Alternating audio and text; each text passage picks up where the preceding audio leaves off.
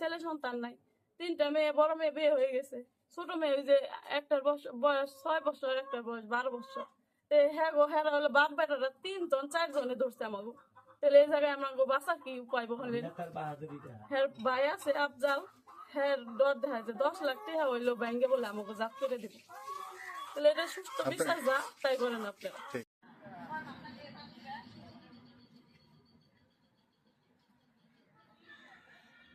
মুরব্বীদেরকে ডাকো। কাকা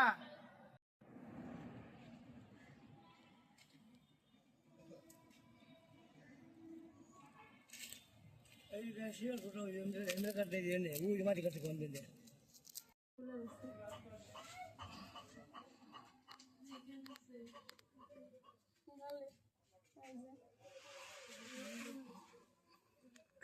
এইটা আমি বিচার চাই। কি কারণে মারছে এটা জানো? ও যখন মাটি কাটছে দেখা আব্বু বলছিল তার জন্য। এটা কি রেকর্ড জমি না এটা, নাকি এটা নদী? নদী নদী শিকিস্তি ভূমি শিকিস্তি ভূমি ওই জায়গায় দেখি হ্যাঁ কথা শোনা যাইতেছে, পরে দৌড়িয়ে গেছি।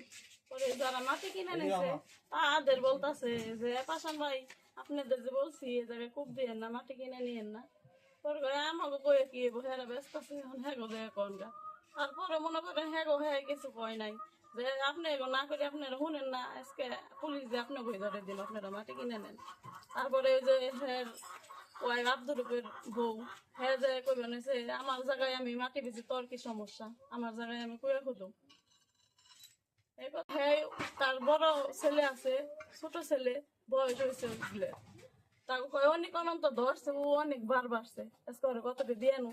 তারপরে হ্যাঁ রে ধরছে, একজন স্বামীরে যদি ধরে স্ত্রীকে বসে থাকবে ওই জায়গায় গেছি পরে আবার আমারে ধরছে। আমার তো ছেলে সন্তান নাই, 3টা মেয়ে, বড় মেয়ে বিয়ে হয়ে গেছে, ছোট মেয়ে ওই যে একটার বয়স 6 বছর, একটার বয়স 12 বছর। হ্যাঁ গো, হ্যাঁ হলো বাপ বেটারা 3 জন 4 জনে ধরছে আমাকে। তাহলে এই জায়গায় আমরা বাঁচা কি উপায় বলে?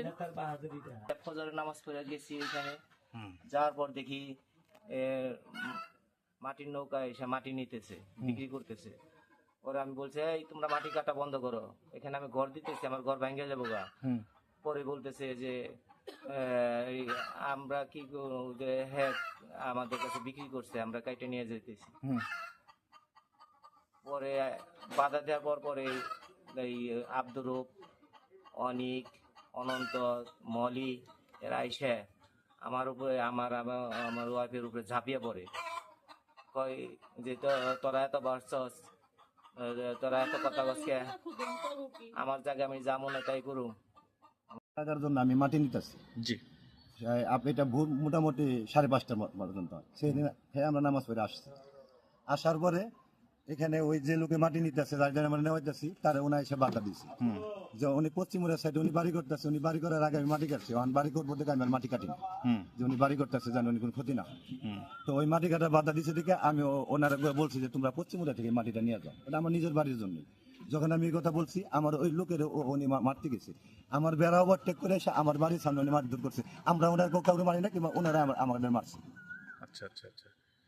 শিকিস্তি ভূমি আমার নক্তের, এটা আপনার নক্তের জমি, নদীর জমি, এটা কি বিক্রি করা, এটা কি যুক্তি? না না, আমার বিক্রি করার কোনো যুক্তি না, কিন্তু আমি বিক্রি করিও না, আমার নিজের ব্যক্তিগত জন্য নিচ্ছি।